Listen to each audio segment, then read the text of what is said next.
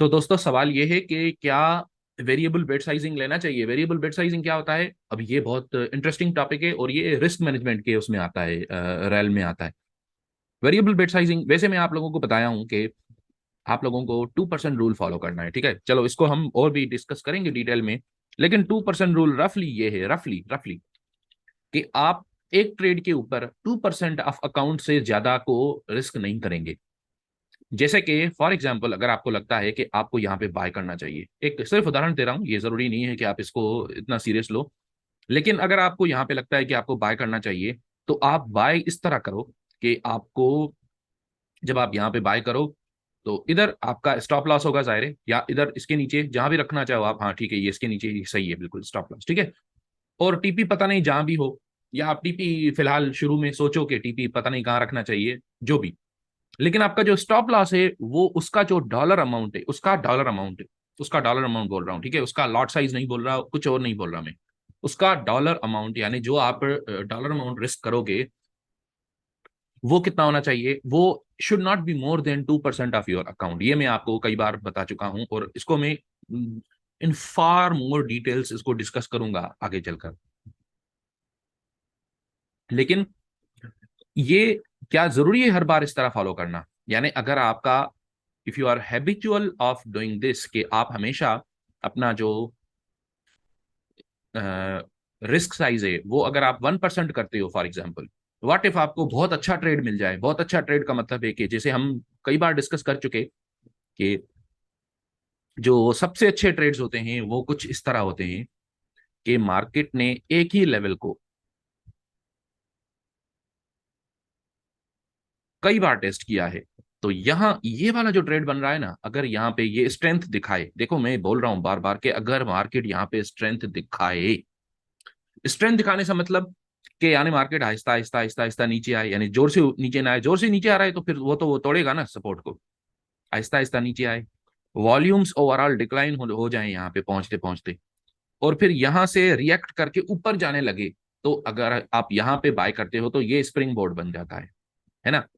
और अगर spring board पे आप बाय करते हो तो फिर आपको बहुत अच्छा ट्रेड मिल रहा है। अगर इतना अच्छा ट्रेड मिल रहा है तो क्या हम इसमें अपनी बेट साइजिंग को, यानी लॉट साइज को, क्या हम बढ़ा सकते हैं? बढ़ाने से मुराद सिर्फ ये नहीं है कि आपका जो नॉर्मल लॉट से ज्यादा होगा, क्योंकि वो तो ज्यादा होगा अगर आपको बहुत नीचे ट्रेड मिल जाए, यानी अगर स्टॉप लॉस छोटा हो, डिस्टेंस की बात कर रहा हूं मैं, अगर डिस्टेंस कम हो स्टॉप लॉस का, तो आप उसमें तो वैसे भी बेट साइज को चेंज करोगे ना। वो कैसे? यानी लॉट साइज को चेंज करोगे ना, वो कैसे? वो ऐसे कि अगर आप यहां पे बाय कर रहे हो तो आपको स्टॉप लॉस इसके नीचे रखना होगा, है ना। अब ये डिस्टेंस नोट नोट कर लीजिए स्टॉप लॉस का। अगर आप यहां पे बाय कर रहे हो तो आपका स्टॉप लॉस छोटा बनेगा, है ना, इतना बनेगा, क्योंकि इससे ज्यादा नीचे रखने की जरूरत ही नहीं है। तो इन दोनों का स्टॉप लॉस का जो डिस्टेंस है वो अलग है। तो इनका दोनों का लॉट साइज आपको वैसे भी चेंज करना होगा।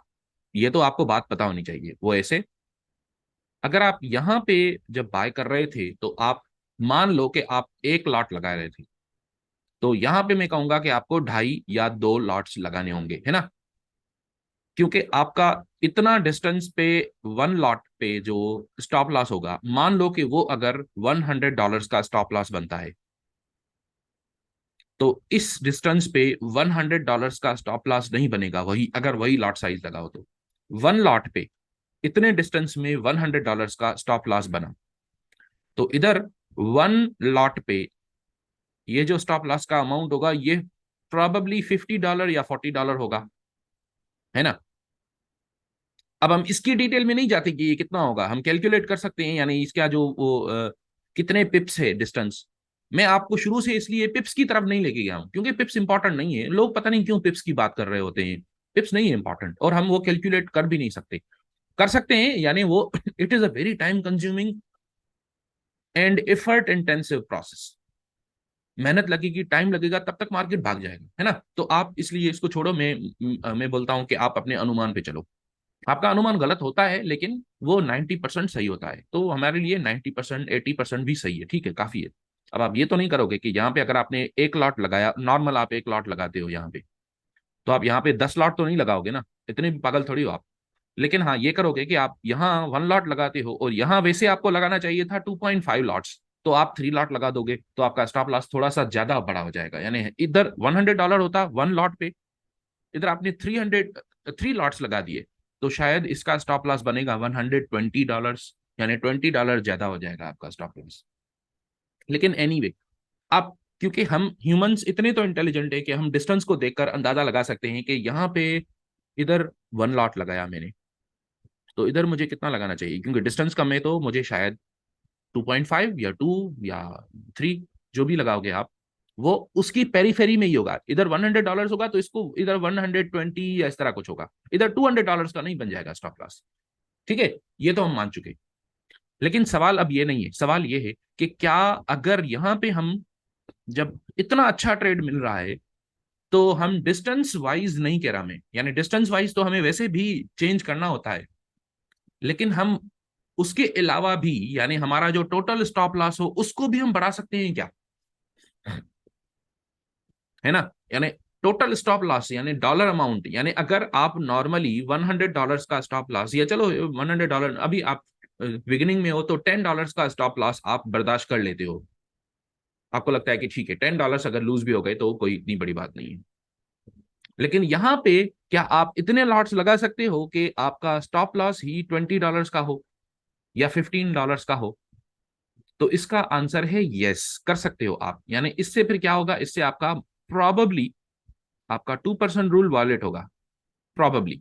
प्रॉबली इसलिए बोल रहा हूं क्योंकि अगर आप वैसे नॉर्मली 2% ऑफ अकाउंट अपना स्टॉप लॉस बर्दाश्त करते हो, यानी मान लीजिए कि आप $10 का स्टॉप लॉस बर्दाश्त कर लेते हो, आपको लगता है कि ये $10 ठीक है, नो कोई दिक्कत नहीं है, नो प्रॉब्लम, तो यहाँ पे, और वो $10 आपका अकाउंट का 2% है। वो कब होगा, जब आपका अकाउंट कितना होगा, $500 का, है ना। $500 का अकाउंट होगा तो उसका 500 का 2% कितना होता है, $10। तो आप नॉर्मली अगर इतना कर लेते हो बर्दाश्त, इसमें अब आपको 2% रूल वायोलेट करना पड़ेगा। यानी अगर आप $10 से ज्यादा का स्टॉप लॉस लगाना चाहते हो तो शायद वो 4% होगा अकाउंट का या 3% होगा। तो क्या आप ये कर सकते हो, हाँ जी कर सकते हो बिल्कुल। अभी नहीं, अभी नहीं, ये आप करना तब, अब इसका कोई फिक्स्ड डेट नहीं है, लेकिन आप करना रफली जब आपको 2.5 साल, 2.5 साल, 2 से ज्यादा साल हो जाए ट्रेडिंग के अंदर, तब आप ये करना कि जब आपको इतना अच्छा ट्रेड मिले। क्यों, क्योंकि फिर उस वक्त आपका जजमेंट ट्रस्ट किया जा सकता है कि आप जो जज किए हैं वो ठीक है, वो सही होगा। क्यों, क्योंकि आपको 2-2.5 साल हो चुके हैं, आपको पता है कि कौन सा ट्रेड, कुछ ना कुछ आपको अंदाजा है कि कौन सा ट्रेड अच्छा होता है, कौन सा ट्रेड अच्छा नहीं होता। एक तो ये है, और दूसरा आपको फिर आपका ये जजमेंट भी बन गया है कि मैं कितना ज्यादा लॉट साइज लगाऊं तो वो कितना ज्यादा स्टॉप लॉस बनेगा। और तीसरा, आप इसको बर्दाश्त कर सकोगे, अभी आपका लेवल आ गया है इतना कि आप अब ज्यादा वाला स्टॉप लॉस भी बर्दाश्त कर सकोगे। क्यों, देखो मेरा सबसे सारे डिस्कशन में मेरा फोकस किस बात पे है कि आप कितना स्टॉप लॉस बर्दाश्त कर सकते हो। मैं ये नहीं कह रहा कि बस बड़ा स्टॉप लॉस लगाओ और बड़ा बड़ा बड़ा बड़ा टीपी लगेगा। मेरा ज्यादा फोकस टीपी पे नहीं है, मेरा फोकस स्टॉप लॉस पे है। बिगिनर ट्रेडर्स का फोकस होता है टीपी पे। कई बार ऐसा होता है कि जो नूब होता है ना, वो पहले अपना टीपी लगाता है, फिर अपना स्टॉप लॉस लगाता है। क्योंकि स्टॉप लॉस वो इसलिए लगा रहा होता है कि उसको अच्छा नहीं लगता कि स्टॉप लॉस लगाना पड़ रहा है, लेकिन वो शायद किसी की बात को फॉलो कर रहा है, टीचर की बात, या बुक में पढ़ी है कहीं, या यूट्यूब पे, जहां जहां भी उसको किसी ने कहा है कि स्टॉप लॉस लगाया करो हमेशा, तो वो बस ठीक है लगा लेता है, लेकिन वो स्टॉप लॉस के बारे में ज्यादा सोचता नहीं है, क्योंकि उसको डर लगता है स्टॉप लॉस के बारे में सोचने से। ये ऐसे ही है, जैसे आप जब किसी से बात करते हो तो आप उसको बोलते हो यार अगर मैं मर गया या अगर तुम मर जाओ, तो वो बोलते हैं नहीं नहीं शुभ शुभ बोलो, यानी बात करने से ही डर लगता है। तो this is a flaw in human psychology. आपको बात करने से डर नहीं लगना चाहिए, क्योंकि बात करने से कुछ भी नहीं होता। और अगर आप इस बुलशिट में मानते हो कि जो आप बोलोगे वो हो जाएगा, तो फिर तो आप कुछ भी बोलो फिर कुछ भी हो जाएगा। तो आपको पता है कि वो सब कुछ नहीं होता। यानी अगर अभी मुकुल जी ये बोलने लग जाएं कि मैं इंडिया का प्रधानमंत्री हूं, वो अपने लिए ये बोलने लग जाएं, एक बार नहीं 10 बार बोलें, चलो 1000 बार बोलें, चलो यार 100 करोड़ बार बोलें, तो क्या हो जाएंगे क्या? नहीं होंगे ना।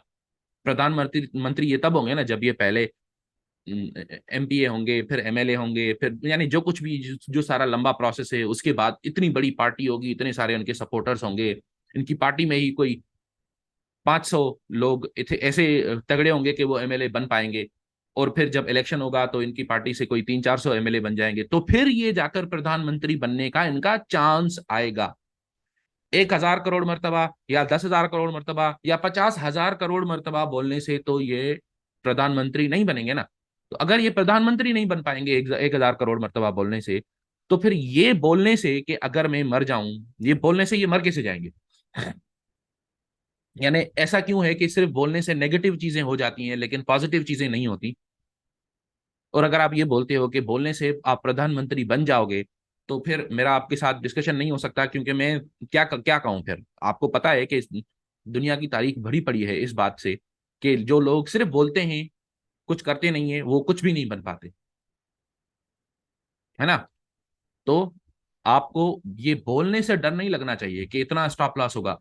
ये मैं आपको इस तरफ लेके जाने की कोशिश कर रहा हूं कि आपको अपने स्टॉप लॉस के बारे में एक्टिवली सोचना चाहिए।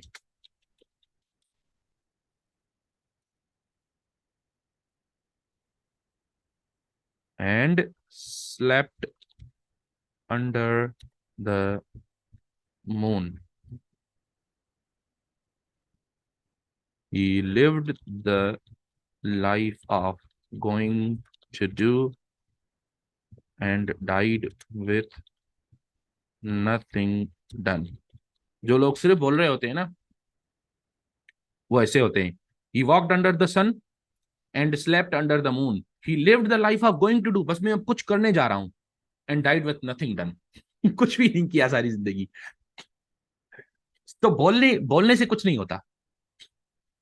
तो आप बोलकर, अपने आप से बोलकर, अभी मेरे साथ आप ये भले बोलो ना बोलो, लेकिन अपने आप से ये बात जरूर करो कि अगर मैं इतना स्टॉप लॉस लगाता हूं और अगर ये हिट हो गया तो क्या मैं ये इसको बर्दाश्त कर पाऊंगा? और अगर आप जब जिस दिन आप एक्सेप्ट कर लोगे कि हाँ मैं कर सकता हूं बर्दाश्त, उस दिन आपका ट्रेडिंग अचानक से चेंज हो जाएगा। मैं ये नहीं कह रहा कि 100% परफेक्ट हो जाएगा उस दिन, लेकिन एक सिग्निफिकेंट ह्यूज इंप्रूवमेंट आ जाएगा उस दिन। तो आप इसके बारे में सोचा करो कि हाँ यस, आपको कितना रिस्क करना है। स्टॉप लॉस के बारे में ज्यादा सोचा करो, क्योंकि टीपी तो तब हिट होगा ना जब आप अपने स्टॉप लॉस को सही से मैनेज करोगे, तब टीपी हिट होगा। और आप अगर सोचोगे ही नहीं स्टॉप लॉस के बारे में, क्योंकि सोचते ही डर लगता है, तो फिर तो आप बड़ी गलत जगह पे हो। फिर आपको ट्रेडर नहीं बनना चाहिए। स्टॉप लॉस के बारे में सोचते हुए ही डर लग रहा है। अक्सर लोग ऐसे होते हैं या नहीं होते? अधिकतर ट्रेडर्स ऐसे ही होते हैं। कैसे होते हैं? उनको स्टॉप लॉस के बारे में सोचने से ही डर लगता है। तो नहीं यार, ये आपका एक दिन में आपके 5 स्टॉप लॉस हिट हो, यानी 5 बार आपका ट्रेड गलत हो जाए, फिर भी आप उस दिन में नेट विनर हो सकते हो। कैसे? छठा ट्रेड आपका सही हो गया और वो इतना जबरदस्त ट्रेड था कि वो कमाल कर दिया उसने आपका। मेरे साथ ऐसा होता है, कई बार ऐसा होता है। इट डजेंट मैटर रियली कि मैं कौन सा वाला ट्रेड विन करता हूँ। ईगो, ये ईगो की वजह से है कि आप उस ट्रेड के बारे में you live and die on the outcome of this trade, कि ये वाला ट्रेड, बस ये वाला ट्रेड वर्कआउट कर जाए, क्योंकि यही गलत हो गया तो फिर मेरा पता नहीं क्या हो जाएगा। तो फिर आप क्या करोगे? फिर आप उसको स्टॉप लॉस को मूव भी कर दे जाओगे। जब आप मार्केट आपको स्टॉप लॉस को हिट करने आएगा तो आप उसको मूव करोगे, फिर मूव करोगे, फिर मूव करोगे, फिर मूव करोगे। चलते चलते इतना बड़ा अमाउंट हो जाएगा उसका कि वो फिर आपको एंड में स्टॉप लॉस हिट करवाना ही पड़ेगा मार्केट से, क्योंकि मार्केट आपको नहीं छोड़ रहा ना, मार्केट गिरता जा रहा है। तो थोड़ा सा इस बात को अलग से सोचना शुरू करो। और हाँ, 2% रूल को आप वायोलेट कर सकते हो तब जब आप काफी आगे निकल जाओ, 2-3 साल आपको ट्रेडिंग में हो जाए, फिर आप उसको 2% रूल को वायोलेट करना और फिर आप बड़े भले अपना लॉट बेट साइजिंग बढ़ाना। यानी इधर ही आप बड़ा स्टॉप लॉस लगा, बड़ा बड़ा लॉट साइज लगा के आप इसको चलना। फिर क्या होगा? फिर 80 या 90% ऐसा होगा कि आपका स्टॉप लॉस हिट नहीं होगा और चलता जाएगा, और आपका टीपी, बड़ा वाला टीपी जाकर हिट करेगा। ये वो ट्रेड होते हैं जो प्रोफेशनल ट्रेडर्स को पैसे कमा के देते हैं। ये बड़े वाले ट्रेड्स और अच्छे वाले ट्रेड्स, और जो लंबे आप उनको चलने भी दो। अब बड़े लॉट साइज वाले के साथ, अब मैं ये क्यों नहीं कह रहा कि आप 6 महीने के बाद ये काम कर सकते हो, इसलिए नहीं कह रहा क्योंकि ये इस ट्रेड का पोटेंशियल बहुत बड़ा होगा। फॉर एग्जाम्पल, आपको पता लग जाए,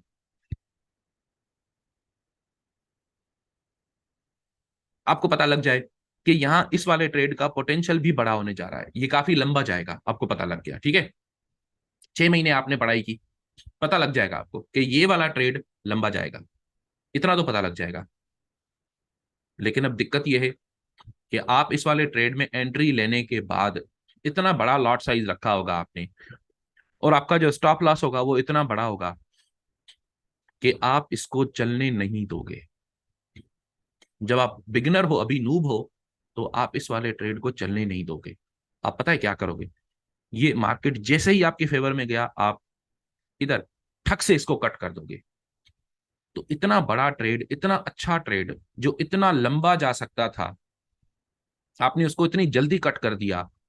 तो आपने बिल्कुल छोटे से प्रॉफिट्स कमाए डर की वजह से, क्योंकि आपको डर लग रहा था कि पता नहीं ऐसा ना हो जाए कि यहाँ मार्केट ये ऊपर जाते जाते फिर आकर मेरे स्टॉप लॉस को हिट करे, है ना। तो जो बिगिनर होता है उसकी साइकोलॉजी ही डिफरेंट, उसका सोच ही डिफरेंट होता है, उसका अंदाज सोचने का डिफरेंट होता है बिल्कुल।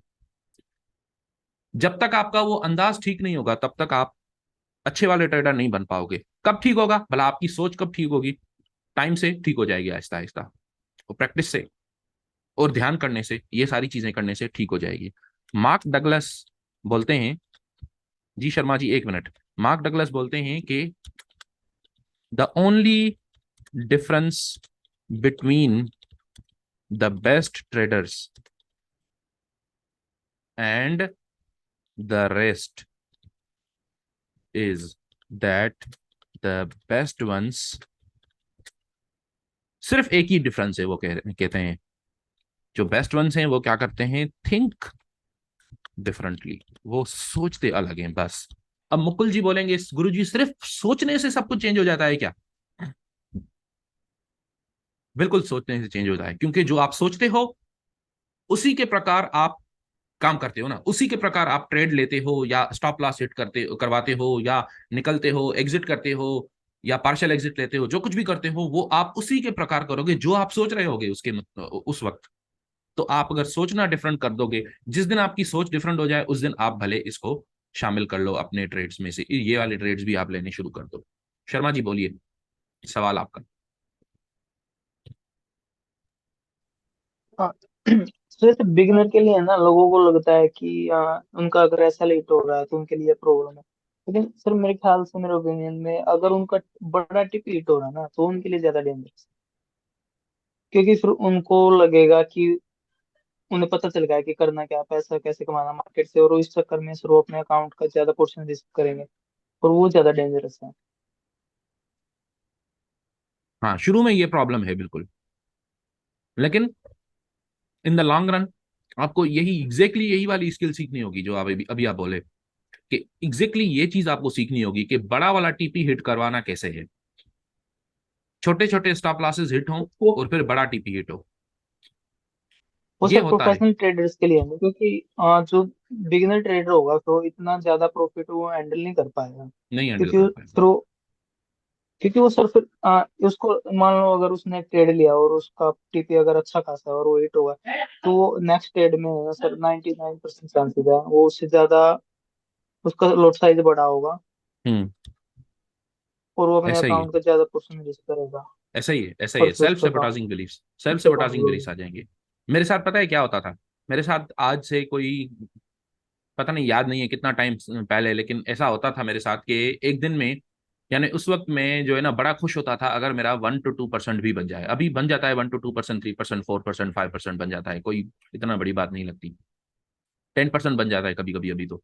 लेकिन खैर, जब बिल्कुल अकाउंट का मुझे 1% बनाना भी बहुत मुश्किल लगता था, उसमें क्या हुआ एक दिन के 5% बना लिया एक दिन, मुझे एग्जैक्टली याद है कि 5% बनाया, 5% बनाया एक दिन। और उस दिन मेरे साथ ये हुआ कि लंदन सेशन में लंदन सेशन में 5% बनाया, और शाम में न्यूयॉर्क सेशन में 10% दे दिया मार्केट को वापस। अपने गेन्स गले पड़ गए।